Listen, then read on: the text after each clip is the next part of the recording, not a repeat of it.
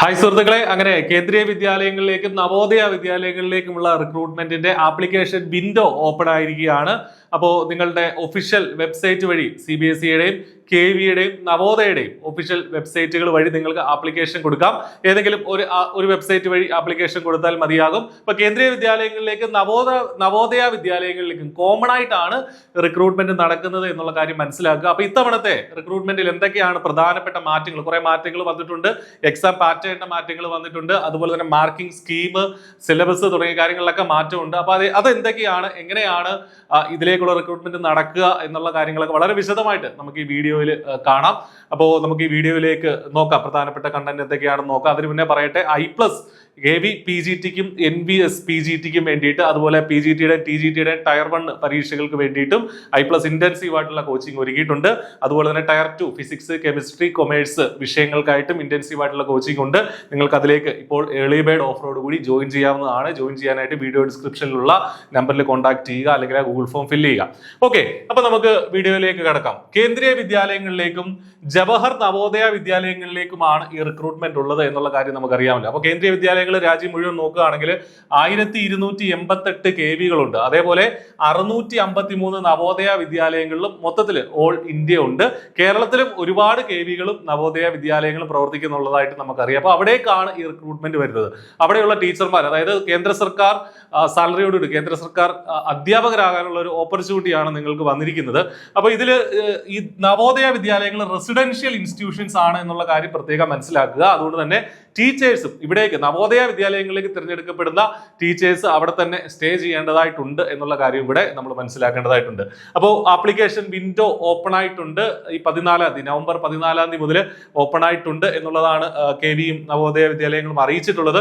December 4 വരെ apply ചെയ്യാനായിട്ട് സാധിക്കും. ഡിസംബർ 4 വരെ അപ്ലൈ ചെയ്യാൻ സാധിക്കും. അപ്പോൾ നമ്മൾ മനസ്സിലാക്കേണ്ട മറ്റൊരു കാര്യം, ഇതിൽ പറഞ്ഞിരിക്കുന്ന ഏജ് ലിമിറ്റ്, അതുപോലെ തന്നെ എഡ്യൂക്കേഷൻ ക്വാളിഫിക്കേഷൻ തുടങ്ങിയ കാര്യങ്ങളൊക്കെ ഡിസംബർ 4 വെച്ചിട്ടാണ്, 2025 ഡിസംബർ 4 വെച്ചിട്ടാണ് കാൽക്കുലേറ്റ് ചെയ്യുന്നത്. അപ്പോൾ അതിനകം നിങ്ങൾ പൂർണ്ണമായിട്ടും എഡ്യൂക്കേഷൻ ക്വാളിഫിക്കേഷൻ ഒക്കെ നേടിയിരിക്കണം. ഏജ് ലിമിറ്റ് അവർ പറയുന്നത് ഈ 2025 ഡിസംബർ 4 എന്നുള്ള തീയതി വെച്ച് സാറ്റിസ്ഫൈഡ് ആയിരിക്കണം എന്നുള്ള കാര്യങ്ങളാണ്. ഇനി വെബ്സൈറ്റുകൾ ഏതൊക്കെയാണ്? ഒഫീഷ്യൽ വെബ്സൈറ്റുകൾ വഴി മാത്രമേ അപ്ലൈ ചെയ്യാവൂ. ഇത് അപ്ലൈ ചെയ്യാൻ ഉദ്ദേശിക്കുന്ന ഉദ്യോഗാർത്ഥികൾ എല്ലാവരും ഈ വെബ്സൈറ്റിൽ ചെന്ന് ഡീറ്റെയിൽഡ് ആയിട്ടുള്ള നോട്ടിഫിക്കേഷൻ വായിച്ചു നോക്കേണ്ടതാണ്. നമ്മളിവിടെ നോട്ടിഫിക്കേഷന്റെ കാര്യങ്ങളാണ് പറയുന്നത്. എങ്കിലും അതിൽ കൂടുതൽ നിങ്ങളുടെ യോഗ്യത തുടങ്ങിയ കാര്യങ്ങളൊക്കെ കുറച്ചുകൂടെ ഡീപ്പായിട്ട് മനസ്സിലാക്കാൻ വേണ്ടി, ഡീറ്റെയിൽഡ് ആയിട്ട് മനസ്സിലാക്കാൻ വേണ്ടി ഉറപ്പായിട്ട് നിങ്ങൾ നോട്ടിഫിക്കേഷൻ വായിക്കുക. CBSEയുടെ വെബ്സൈറ്റ് www.cbse.gov.in എന്നുള്ള വെബ്സൈറ്റിൽ, അതായത് CBSE ആണ് ഈ പരീക്ഷ നടത്തുന്നത്. അതുപോലെ തന്നെ KVയുടെ വെബ്സൈറ്റ് kvsangadan.nic.in എന്നുള്ള വെബ്സൈറ്റിൽ നിന്നോ, അല്ലെങ്കിൽ നവോദയയുടെ വെബ്സൈറ്റ് navodeya.gov.in എന്നുള്ള വെബ്സൈറ്റിൽ നിന്നോ, ഈ മൂന്നില് ഏതെങ്കിലും ഒരു വെബ്സൈറ്റിൽ ചെന്ന് നിങ്ങൾ നോട്ടിഫിക്കേഷൻ വായിച്ചു നോക്കുക. ഏതെങ്കിലും ഒരു വെബ്സൈറ്റ് വഴിയാണ് ആപ്ലിക്കേഷനും കൊടുക്കേണ്ടത് എന്നുള്ള കാര്യം മനസ്സിലാക്കുക. ഓക്കെ, ഇത് മൂന്നിലെ ഏതെങ്കിലും ഈ വെബ്സൈറ്റുകൾ നോട്ട് ചെയ്യുക, തെറ്റിപ്പോയത്. ഈ മൂന്നിലെ ഏതെങ്കിലും ഒരു വെബ്സൈറ്റ് വഴിയാണ് നമ്മൾ ആപ്ലിക്കേഷൻ കൊടുക്കേണ്ടത്. ഓൺലൈൻ ആപ്ലിക്കേഷൻ ആണ്. ഇനി ഇതിലെ വേക്കൻസികൾ, ഏതൊക്കെ പോസ്റ്റുകളിലേക്കാണ് വേക്കൻസി? നമ്മളിവിടെ മെയിൻ ആയിട്ട് ഡീൽ ചെയ്യുന്നത് PGT പോസ്റ്റ് ഗ്രാജുവേറ്റ് ടീച്ചറുടെ കാര്യവും TGT ട്രെയിൻഡ് ഗ്രാജുവേറ്റ് ടീച്ചേഴ്സിന്റെ കാര്യവുമാണ്. അപ്പൊ പോസ്റ്റ് ഗ്രാജുവേറ്റ് ടീച്ചേഴ്സ്, അപ്പോൾ അത് PGTക്ക് ഉള്ള വേക്കൻസികൾ ഏതൊക്കെയാണെന്ന് നോക്കി, വിവിധ സബ്ജക്റ്റുകൾ നോക്കിക്കഴിഞ്ഞാൽ ആകെ 615 വേക്കൻസികൾ ടോട്ടൽ വരുന്നുണ്ട്. അൺറിസർവ്ഡിൽ എല്ലാം കൂടെ നോക്കിക്കഴിഞ്ഞാൽ 1465 വേക്കൻസികൾ, EWSഉം OBC SC ST എല്ലാം കൂടെ ചേർത്ത് 1465 വേക്കൻസികൾ എല്ലാ വിഷയങ്ങൾ കൂടെ ചേർത്ത് PGTക്കുണ്ട്. ഇനി ഹിന്ദി ഏതൊക്കെ വിഷയങ്ങളാണ് എന്നുള്ളത് നമുക്ക് ഇതിൽ നിന്ന് മനസ്സിലാക്കാം. ഹിന്ദി ഉണ്ട്, English, physics, chemistry, mathematics, biology, history, geography, economics, commerce, computer science, biotechnology, അങ്ങനെ 12 വിഷയങ്ങളിലായിട്ടാണ് PGT പോസ്റ്റ് ഗ്രാജുവേറ്റ് ടീച്ചറുടെ പരീക്ഷ നടക്കുന്നത് എന്നുള്ള കാര്യം മനസ്സിലാക്കുക. 12 വിഷയങ്ങളിലായിട്ടാണ്.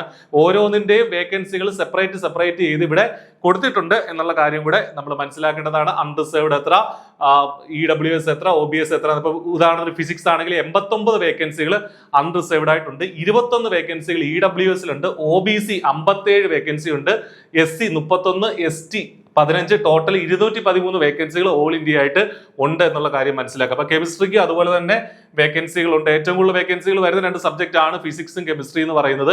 213ഉം 204ഉം വേക്കൻസികളാണ്. കൊമേഴ്സിന് ടോട്ടൽ 96 വേക്കൻസികളാണ് ഉള്ളത് എന്നുള്ളതൊക്കെ ഇവിടെ. അപ്പൊ നിങ്ങളുടെ സബ്ജക്ട് ഏതാണോ അത് വെച്ചിട്ട് വേണം നിങ്ങൾ അപ്ലൈ ചെയ്യാനും ഈ വേക്കൻസികൾ മനസ്സിലാക്കി ആപ്ലിക്കേഷൻ കൊടുക്കാൻ. ഇത് PGTയുടെ വേക്കൻസികൾ KVയിലെ, ഇത് KV ആണ്, കേന്ദ്രീയ വിദ്യാലയങ്ങളുടെ വേക്കൻസിയാണ്. അതുപോലെ തന്നെ നവോദയ വിദ്യാലയങ്ങളിലും ഇതുപോലെ തന്നെ PGTക്ക് വേക്കൻസി ഉണ്ട്. അവിടെയുള്ള സബ്ജക്റ്റുകൾ ഏതൊക്കെയാണ്? അവിടെ 12 സബ്ജക്ട് വരുന്നുണ്ട്. അഡീഷണൽ ആയിട്ട് ഫിസിക്കൽ എഡ്യൂക്കേഷൻ എന്നൊരു സബ്ജക്ട് കൂടെ അവിടെ വരുന്നുണ്ട്. അപ്പോൾ Hindi, English, physics, chemistry, mathematics, biology, history, geography, economics, commerce, computer science, physical education, ഇത്രയാണ് നവോദയ വിദ്യാലയങ്ങളിലെ PGTയുടെ വേക്കൻസി. അപ്പൊ അത് പ്രത്യേകം ശ്രദ്ധിക്കുക. നമ്മൾ ഒരു സബ്ജക്ട് പഠിച്ചാൽ മതി, ഐ മീൻ ഒരു പരീക്ഷയ്ക്ക് വേണ്ടി പഠിച്ചാൽ മതി. ടയർ 1 ആണെങ്കിൽ ടയർ 2 ആണെങ്കിൽ ഒരു പരീക്ഷയ്ക്ക് വേണ്ടി പഠിച്ചാൽ ഇത്രയും KVയിലെയും നവോദയയിലെയും 2ലെയും വേക്കൻസികളിലേക്ക് കൂടാണ് നമ്മളെ പരിഗണിക്കപ്പെടുക എന്നുള്ള കാര്യം മനസ്സിലാക്കുക. നവോദയയിൽ ഫിസിക്സിന് ടോട്ടല് 186 വേക്കൻസിയും കെമിസ്ട്രിക്ക് 121 വേക്കൻസി ഉണ്ട്. കൊമേഴ്സ് നോക്കുകയാണെങ്കിൽ 43 വേക്കൻസി ഉണ്ട്. അതുപോലെ ഓരോന്നിനും ഇപ്പൊ ബയോളജി ആണെങ്കിലും മാത്തമാറ്റിക്സ് ഒക്കെ ആണെങ്കിലും അതിൻ്റെതായ വേക്കൻസികൾ കൊടുത്തിട്ടുണ്ട്. അപ്പോൾ KV പോലെ തന്നെ നവോദയയിലും വേക്കൻസികൾ ഒഴിവുണ്ട് എന്നുള്ള കാര്യം മനസ്സിലാക്കി. ഇത് PGT പോസ്റ്റ് ഗ്രാജുവേറ്റ് ടീച്ചറുടെ കാര്യമാണ് പറഞ്ഞത്. ഇനി PGTയുടെ ക്വാളിഫിക്കേഷൻ എന്താണ് എന്നുള്ളതാണ് ഏറ്റവും ഇമ്പോർട്ടന്റ് ആയിട്ടുള്ള മറ്റൊരു കാര്യം. PGTയുടെ ക്വാളിഫിക്കേഷൻ എന്ന് പറയുന്നത് ആദ്യം അതിന്റെ പേ സ്കെയിൽ നോക്കുകയാണെങ്കിൽ ലെവൽ 8 പേ സ്കെയിലാണ്. കേന്ദ്ര സർക്കാരിൽ 47,600 മുതൽ 1.5 ലക്ഷം വരെയുള്ള ഏറ്റവും മികച്ച ഒരു പേ സ്കെയിലാണ് PGTക്ക് വരുന്നത് എന്നുള്ള കാര്യം മനസ്സിലാക്കുക. 40 വയസ്സാണ് ഏജ് ലിമിറ്റ്, 40 വയസ്സാണ്. അപ്പൊ ഇതിൽ ശ്രദ്ധിക്കേണ്ട കാര്യം SC/ST ആണെങ്കിലോ OBC ആണെങ്കിലോ അതിൽ ഏജ് റിലാക്സേഷൻ കിട്ടും. വിമൻ ആണെങ്കിൽ, അതായത് സ്ത്രീകളാണെങ്കിൽ 10 വർഷത്തെ ഏജ് റിലാക്സേഷൻ കിട്ടും. അപ്പോൾ എല്ലാ വിമൻ കാൻഡിഡേറ്റ്സിനും 50 വയസ്സിൽ താഴെയുള്ള എല്ലാ വിമൻ കാൻഡിഡേറ്റ്സിനും അപ്ലൈ ചെയ്യാൻ പറ്റും എന്നുള്ളതാണ് മനസ്സിലാക്കേണ്ടത്. PGTയുടെ 40 വയസ്സാണ് ജനറൽ ആയിട്ടുള്ള ഏജ് ലിമിറ്റ്. ഇനി എന്താണ് എഡ്യൂക്കേഷൻ ക്വാളിഫിക്കേഷൻ വേണ്ടത്? ഒന്നുകിൽ ഇന്റഗ്രേറ്റഡ് BEd വേണം, അതായത് PG+BEd എന്നുള്ള ഒരു കോഴ്സ് ഉണ്ടല്ലോ, NCT അംഗീകൃതമായിട്ടുള്ള PG+BEd എന്നുള്ള ഒരു കോഴ്സ് ഉണ്ടെങ്കിൽ അത് മതി. അല്ലെങ്കിൽ ഏതെങ്കിലും ഒരു മാസ്റ്റേഴ്സ് ഡിഗ്രി വേണം, PG വേണം. നിങ്ങളുടെ ഏത് സബ്ജക്റ്റ് ആണോ ഉള്ളത് ആ സബ്ജക്റ്റിലുള്ള മാസ്റ്റേഴ്സ് ഡിഗ്രി. ഇപ്പൊ ഫിസിക്സുകാരാണെങ്കിൽ ഫിസിക്സിലുള്ള മാസ്റ്റേഴ്സ് ഡിഗ്രി, കൊമേഴ്സുകാരാണെങ്കിൽ MCOM ഉണ്ടാവണം. അതിൽ തന്നെ ഡീറ്റെയിൽഡ് ആയിട്ടുള്ള നോട്ടിഫിക്കേഷനിൽ വളരെ വിശദമായിട്ട് ഏത് സബ്ജക്റ്റിൽ വേണം എന്ന് പറയുന്നുണ്ട്. അത് നിങ്ങൾ നോട്ടിഫിക്കേഷൻ വായിച്ച് നോക്കുക. എങ്കിലും ജനറൽ ആയിട്ട് പറയുകയാണെങ്കിൽ PG വേണം ആ സബ്ജക്റ്റ്. നിങ്ങൾ ഏത് സബ്ജക്റ്റിലാണോ എഴുതാൻ ആഗ്രഹിക്കുന്നത് അതിൽ PG വേണം. ആൻഡ് BEd വേണം, PG വേണം, BEd വേണം. ഇവിടെ എഴുതിയിട്ടുണ്ട് PG വേണം, BEd വേണം എന്നുള്ളതാണ് ഇവിടെ ബേസിക് ആയിട്ടുള്ള ക്വാളിഫിക്കേഷൻ. അപ്പോൾ ഇതിന് CTET വേണ്ട എന്നുള്ള കാര്യം പ്രത്യേകം ഒരുപാട് പേരുടെ സംശയമാണ്. PGTക്ക് എന്ത് വേണ്ട? CTET വേണ്ട. PGയും BEdും ഉള്ള ഉദ്യോഗാർത്ഥികൾക്ക് എഴുതാൻ സാധിക്കും. കഴിഞ്ഞ വർഷം വേണ്ട, ഇത്തവണയും അത് വേണ്ട. പിന്നെ proficiency to teach in Hindi and English medium എന്ന് എഴുതിയിട്ടുണ്ട്. ഹിന്ദിയും ഇംഗ്ലീഷും നിങ്ങൾക്ക് അറിഞ്ഞിരിക്കണം എന്നുള്ള കാര്യം എഴുതിയിട്ടുണ്ട്. അപ്പൊ ഇത്തവണത്തെ എക്സാമിൽ ഹിന്ദി ഒരു മാൻഡേറ്ററി ആയിട്ട് സബ്ജക്ട് വന്നിട്ടില്ല എന്നുള്ളതാണ് ഏറ്റവും പ്രധാനപ്പെട്ട ഒരു മാറ്റം. ഹിന്ദിക്ക് പകരം മലയാളവും നിങ്ങൾക്ക് വേണമെങ്കിൽ ഓപ്റ്റ് ചെയ്യാം എന്നുള്ള കാര്യം വളരെ ഇമ്പോർട്ടൻ്റ് ആണ്. ഇപ്പൊ ഹിന്ദി ഇംഗ്ലീഷും വേണം എന്നിവർ പറയുന്നുണ്ടെങ്കിലും ഹിന്ദി നിങ്ങളുടെ പരീക്ഷയ്ക്ക് ഇല്ല എന്നുള്ള കാര്യം പ്രത്യേകം മനസ്സിലാക്കുക. വേണമെങ്കിൽ നിങ്ങൾ ഹിന്ദി എഴുതാം, പക്ഷേ ഹിന്ദി എഴുതാതെയും ഇരിക്കാം എന്നുള്ള കാര്യം പ്രത്യേകം ശ്രദ്ധിക്കുക ടയർ 1-ല്. ഓക്കെ, ഇനി TGTയുടെ കാര്യം, ട്രെയിൻഡ് ഗ്രാജുവേറ്റ് ടീച്ചേഴ്സിന്റെ വേക്കൻസിയാണ് ഇവിടെ എഴുതിയിട്ടുള്ളത്. TGT 10 വിഷയങ്ങളായിട്ടാണ് KVകളിൽ, കേന്ദ്രീയ വിദ്യാലയങ്ങളിൽ TGTയുടെ 10 വിഷയങ്ങളുണ്ട്. അത് ഇവിടെ എഴുതിയിട്ടുണ്ട്. Hindi, English, Sanskrit, social studies, science, mathematics, physical and health education, art education, work experience, special educator, എല്ലാത്തിൻ്റെയും കൂടെ വേക്കൻസിയും ഇവിടെ നമുക്ക് കാണാനായിട്ട് സാധിക്കും. നവോദയ വിദ്യാലയങ്ങളിലെ TGTകൾ 12 വിഷയങ്ങളായിട്ടാണ് നടത്തുന്നത്. ഇവിടെയും സയൻസും മാത്തമാറ്റിക്സും സോഷ്യൽ സ്റ്റഡീസും ഒക്കെ ഉണ്ട്. അവിടുത്തെയും വേക്കൻസികൾ നമുക്ക് കാണാനായിട്ട് സാധിക്കും. അതിവിടെ വളരെ വ്യക്തമായിട്ട് കൊടുത്തിട്ടുണ്ട്. അപ്പൊ ഇത് TGTയുടെ വേക്കൻസിയാണ് ഇവിടെ പറഞ്ഞിരിക്കുന്നത്.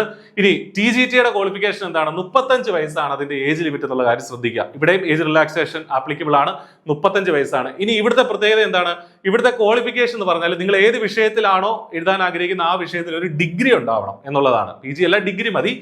പ്ലസ് BEd വേണം, പ്ലസ് എന്ത് വേണം? CTET 2 കൂടെ വേണം. അപ്പൊ CTET ഇല്ലാതെ TGT എഴുതാൻ സാധിക്കില്ല. പക്ഷെ പോസ്റ്റ് ഗ്രാജുവേറ്റ് ടീച്ചർക്ക് CTET വേണ്ട, ട്രെയിൻഡ് ഗ്രാജുവേറ്റ് ടീച്ചർക്ക് CTET വേണം എന്നുള്ള കാര്യം ശ്രദ്ധിക്കുക. ഓക്കെ, ഇനി നമ്മൾ പ്രധാനമായിട്ട് മനസ്സിലാക്കേണ്ട മറ്റൊരു കാര്യം എന്താണെന്ന് വെച്ചാൽ, കഴിഞ്ഞ തവണത്തെ KV എക്സാമുകളിൽ ഡിഫറെന്റ് ആയിട്ടുള്ള മറ്റൊരു കാര്യം, ഇത്തവണത്തെ EMRസിലൊക്കെ വന്നതുപോലെ നമ്മൾ ഇന്നലത്തെ വീഡിയോയിൽ പറഞ്ഞിട്ടുണ്ടായിരുന്നു, 2 ടയറുകളായിട്ടാണ് പരീക്ഷ. Tier 1 and tier 2. Tier 1 and 2, അതായത് ആദ്യത്തെ ടയർ വിജയിച്ച ഉദ്യോഗാർത്ഥികൾക്ക് മാത്രമേ രണ്ടാമത്തെ ടയറിൽ പരീക്ഷ എഴുതാൻ സാധിക്കുകയുള്ളൂ എന്നുള്ളതാണ്. അതായത് ടോട്ടൽ വേക്കൻസിയുടെ 1:10 എന്നുള്ള, അതായത് 1000 വേക്കൻസി ഉണ്ട്, 10,000 പേരെ ടയർ 2ലേക്ക് സെലക്ട് ചെയ്യും. അപ്പൊ അവിടെ വെച്ച് കട്ട് ഓഫ് വെച്ചിട്ടാണ് ടയർ 2ലേക്ക് ആളെ എടുക്കുക. അപ്പൊ ടയർ 1 കോമൺ ആണ്, എല്ലാ വിഷയങ്ങൾക്കും കോമൺ ആയിട്ടാണ് ടയർ 1 എഴുതേണ്ടത്. അത് PGTക്കും കോമൺ ആണ്, TGTക്കും കോമൺ ആണ്. ചിലപ്പോൾ 2 പരീക്ഷയായിട്ട് നടത്തിയേക്കാം, പക്ഷെ സിലബസ് സെയിം ആണ്, ഒരേ കാര്യങ്ങളാണ് പഠിക്കേണ്ടത്. PGTക്കും TGTക്കും ഒരേ കാര്യങ്ങളാണ് പഠിക്കേണ്ടത്. ചിലപ്പോൾ ഒരുമിച്ച് നടത്തിയേക്കാമെന്ന് അവർ പറയുന്നുണ്ട്. അപ്പോൾ ടയർ 1 കോമൺ ആണ്. അപ്പോൾ നമ്മളിപ്പോൾ എന്താ ചെയ്യേണ്ടത്? ഏറ്റവും അഗ്രസീവായിട്ട് ടയർ 1ന് വേണ്ടി പഠിക്കുക എന്നുള്ളതാണ് ചെയ്യേണ്ടത്. പക്ഷെ ടയർ 2 മാറ്റി നിർത്താൻ പാടുണ്ടോ? ഇല്ല, ടയർ 2നും പഠിക്കണം. കാരണം ടയർ 1ന്റെ റിസൾട്ട് വന്ന് അധിക സമയം കിട്ടത്തില്ല ടയർ 2ന് വേണ്ടിയിട്ട്. അപ്പോൾ ടയർ 1 ശ്രദ്ധിക്കുക, എന്തൊക്കെയാണ് ടയർ 1ൽ ഉള്ളത്. കഴിഞ്ഞ തവണത്തിൽ നിന്ന് മാറ്റങ്ങളുണ്ട്. ഒന്ന്, പാർട്ട് 1 ജനറൽ റീസണിംഗ് ആണ്. അതായത് റീസണിംഗിന്റെ ചോദ്യങ്ങളാണ് 20 മാർക്കിന് 20 ചോദ്യങ്ങളാണ് റീസണിംഗിൽ നിന്നുള്ളത്. ഒരു ചോദ്യത്തിന് 3 മാർക്ക് വെച്ച് 60 മാർക്കാണ് റീസണിംഗ് ഭാഗത്തു നിന്നുള്ളത്. രണ്ടാമത്തെ പാർട്ടാണ് ന്യൂമറിക്കൽ എബിലിറ്റി. നമ്മുടെ ക്വാണ്ടിറ്റേറ്റീവ് ആപ്റ്റിറ്റ്യൂഡ് ആണ് ഇവിടെ വരുന്നത്. 20 ചോദ്യങ്ങൾ ന്യൂമറിക്കൽ എബിലിറ്റി ഉണ്ട്, 60 മാർക്കുണ്ട്. ഒരു ചോദ്യത്തിന് 3 മാർക്ക്. മൂന്നാമത്തെ പാർട്ടാണ് കമ്പ്യൂട്ടർ ലിറ്ററസി. കമ്പ്യൂട്ടർ ലിറ്ററസിയിൽ നിന്ന് 20 ചോദ്യങ്ങളുണ്ട്, 60 മാർക്കാണ് ടോട്ടൽ ഉള്ളത്. ജനറൽ നോളജ് ജി കെയിൽ ഈ പറഞ്ഞ പോലെ കറണ്ട് അഫയേഴ്സ് ഉൾപ്പെടെയുള്ള കാര്യങ്ങളുണ്ട്. അതിന് 20 ചോദ്യങ്ങളാണ് GK നിന്ന് വരിക, 60 മാർക്കാണ് അവിടെയുള്ളത്.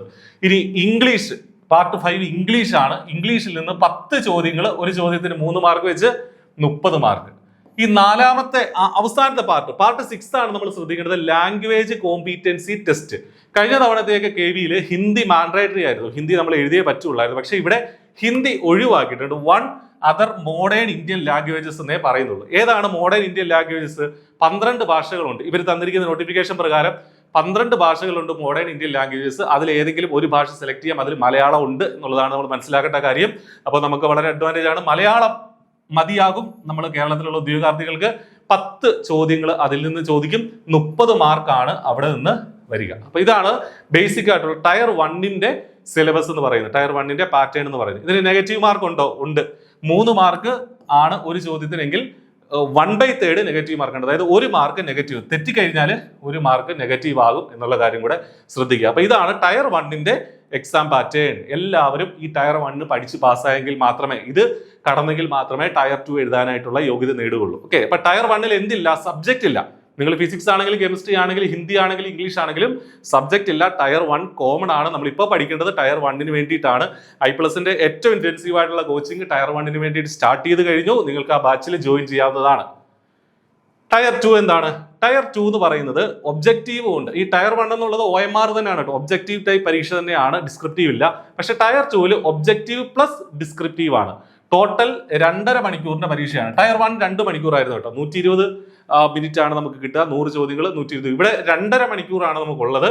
അപ്പോൾ അതിൽ 60 ചോദ്യങ്ങൾ ഒബ്ജക്റ്റീവും 10 ചോദ്യങ്ങൾ ഡിസ്ക്രിപ്റ്റീവുമാണ്. അപ്പൊ ഇവിടെ ശ്രദ്ധിക്കേണ്ട കാര്യം, ടയർ 2ൽ നമ്മുടെ സബ്ജക്ട് മാത്രമേ ചോദിക്കുകയുള്ളൂ. അതിന്റെ സിലബസ് ഓൾറെഡി നോട്ടിഫിക്കേഷനിലുണ്ട്, വെബ്സൈറ്റിലുണ്ട്, നിങ്ങൾക്ക് കാണാവുന്നതാണ്. ഇപ്പൊ ഫിസിക്സുകാരാണെങ്കിൽ, PGT ഫിസിക്സ് എഴുതുന്ന ആളാണെങ്കിൽ ടയർ 1 പാസ്സായി കഴിഞ്ഞാൽ ടയർ 2ൽ എന്തേ ഉള്ളൂ? ഫിസിക്സ് മാത്രമേ ഉള്ളൂ. ഇപ്പോൾ കെമിസ്ട്രി എഴുതുന്ന ആളാണെങ്കിൽ കെമിസ്ട്രി മാത്രമേ ഉള്ളൂ. അതിൽ 60 ചോദ്യങ്ങൾ ഒബ്ജക്റ്റീവും 10 ചോദ്യങ്ങൾ ഡിസ്ക്രിപ്റ്റീവും. ഒബ്ജക്റ്റീവിന് ഒരു ചോദ്യത്തിന് 1 മാർക്ക് വീതം 60 മാർക്ക്, ഡിസ്ക്രിപ്റ്റീവിന് ഒരു ഡിസ്ക്രിപ്റ്റീവ് ചോദ്യത്തിന് 4 മാർക്ക് വീതം 40 മാർക്ക്. ടോട്ടൽ 100 മാർക്കിന്റെ പരീക്ഷയാണ്. 2.5 മണിക്കൂർ പരീക്ഷയാണ്. നെഗറ്റീവ് മാർക്ക് ഉണ്ട്. ഒബ്ജക്റ്റീവ് ടൈപ്പിന് നെഗറ്റീവ് മാർക്ക് ഉണ്ട്. 1/4 മാർക്ക്, അതായത് 0.25 മാർക്ക് നെഗറ്റീവ് ഉണ്ട്. അപ്പോൾ ടയർ 1ൽ 3 മാർക്ക് ഉണ്ടായിരുന്നു. ടയർ 2ൽ ഒരു ചോദ്യത്തിന് 1 മാർക്കാണ്, നെഗറ്റീവ് 0.25 ആണ് എന്നുള്ള കാര്യം കൂടെ മനസ്സിലാക്കാം. അപ്പൊ ഇതാണ് ടയർ 2. ടയർ 1 പാസ്സാവുന്നവർക്ക് ടയർ 2 എഴുതാനായിട്ട് സാധിക്കുള്ളൂ. അപ്പൊ ഇത്രയാണ് നമ്മൾ പ്രധാനമായിട്ടും മനസ്സിലാക്കേണ്ടത്. ഫൈനൽ സെലക്ഷൻ എന്ന് പറയുന്നത് ടയർ 2ന്റെ മാർക്കിന്റെ അടിസ്ഥാനത്തിലാണ്. ടയർ 2 എത്രയിലായിരുന്നു? 100 മാർക്കിലായിരുന്നു അല്ലെ? ടയർ 2 100 മാർക്കിലായിരുന്നു. 100 മാർക്കിൽ ടയർ 2 എക്സാമിനേഷൻ ഉണ്ട്. അതിന്റെ കൂടെ ഇന്റർവ്യൂ ഉണ്ട്. ടയർ 2 പാസ്സാവുന്നവർക്ക് ഇന്റർവ്യൂ അറ്റൻഡ് ചെയ്യേണ്ടി വരും. ഇന്റർവ്യൂ 100 മാർക്കിനാണ്. അപ്പൊ ടോട്ടൽ 200 മാർക്കിനാണ്. ഇതിൽ ഈ പറഞ്ഞ എക്സാമിനേഷൻ്റെത് 85% വെയിറ്റേജും ഇന്റർവ്യൂവിന് 15% വെയിറ്റേജും എടുക്കും എന്നുള്ളതാണ്. അതായത് ഈ ഇന്റർവ്യൂവിന്റെ മാർക്കിനെ 100ൽ നിന്ന് 15 കുറയ്ക്കും, എക്സാമിനേഷന്റെ മാർക്കിനെ 100ൽ നിന്ന് 85 കുറയ്ക്കും. രണ്ടും കൂടെ കൂട്ടിയാണ് ഫൈനൽ സെലക്ഷൻ നടക്കുക, ഫൈനൽ മെറിറ്റ് ലിസ്റ്റ് ഇടുക. അപ്പൊ ഇത്രയും കാര്യങ്ങളാണ് പ്രധാനമായിട്ട് നമ്മൾ മനസ്സിലാക്കേണ്ടത്. അപ്ലൈ ചെയ്യുന്നവർ തീർച്ചയായിട്ടും നോട്ടിഫിക്കേഷൻ വായിച്ചു നോക്കുക. മറ്റൊരു കാര്യം നമ്മൾ മനസ്സിലാക്കാനുള്ളത്, ഇതിന്റെ ആപ്ലിക്കേഷൻ ഫീ കഴിഞ്ഞ തവണത്തിൽ നിന്നൊക്കെ ഇൻക്രീസ് ആയിട്ടുണ്ട്. 1500 + 500 2000 രൂപയാണ് PGT ആണെങ്കിലും TGT ആണെങ്കിലും അപ്ലൈ ചെയ്യാനായിട്ട് വേണ്ടത്. 500 രൂപ പ്രോസസിംഗ് ചാർജ്, 1500 രൂപ എക്സാമിനേഷൻ ഫീ എന്നാണ് വെച്ചിരിക്കുന്നത്. അപ്പോൾ അത്രയും അപ്ലിക്കേഷൻ ഫീ ഉണ്ട്. അപ്പോൾ I+നൊപ്പം നിങ്ങൾക്ക് ഇതിനു വേണ്ടിയിട്ട് എൻറോൾ ചെയ്യാം. ഹൈ ക്വാളിറ്റി ക്ലാസ്സുകളും ലേറ്റസ്റ്റ് ആയിട്ടുള്ള സിലബസിന്റെ അടിസ്ഥാനത്തിലുള്ള PYQകളും ഒക്കെ നിങ്ങൾക്ക് അവൈലബിൾ ആണ്. അപ്പോൾ ഒട്ടും വൈകണ്ട, ഏറ്റവും മികച്ച ഒരു ജോലിയാണ്. കുറെ നാളായിട്ട് നമ്മൾ കാത്തിരിക്കുന്ന ഒരു പരീക്ഷയാണ് KVPGTയും NVPGT ഒക്കെ. അപ്പോൾ അതിനു വേണ്ടിയിട്ട് പഠിച്ചു തുടങ്ങുക, നന്നായിട്ട് പഠിക്കുക. All the best. Thank you.